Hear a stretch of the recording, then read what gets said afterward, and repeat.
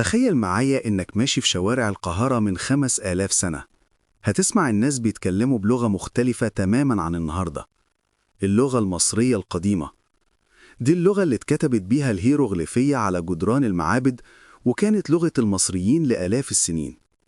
ومع مرور الزمن اللغة دي اتغيرت واتطورت لمرحلة جديدة اسمها القبطية.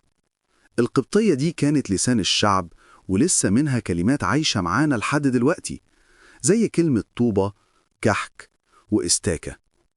بعدها جه الإغريق والرومان، ومع وجودهم دخلت كلمات يونانية ولاتينية في كلام المصريين.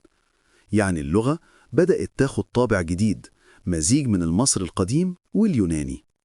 وبعدين في القرن السابع حصل أهم تحول في تاريخ مصر اللغوي، الفتح الإسلامي. العربية دخلت بقوة وبقت لغة الإدارة والدين والتعليم.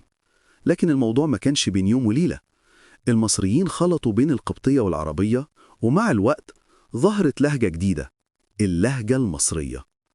ومع الحكم العثماني دخلت معانا شوية كلمات تركية زي أوضة، طربوش، وأفندم.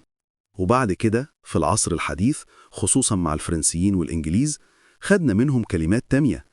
فبقى طبيعي نقول أسانسير، كمبيوتر، تليفون.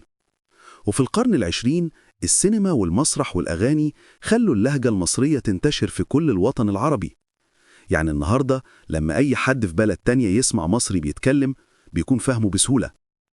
الخلاصة، اللهجة المصرية رحلة طويلة جدا، بدأت فرعونية، اتطورت لقبطية، اتلونت باليونانية، اتعربت بالإسلام، اتبهرت بالتركية، واتفتحت على الفرنسية والإنجليزية. وبكده بقت لهجة مميزة وسهلة ومرنة، عشان كده الكل بيحب يسمعها.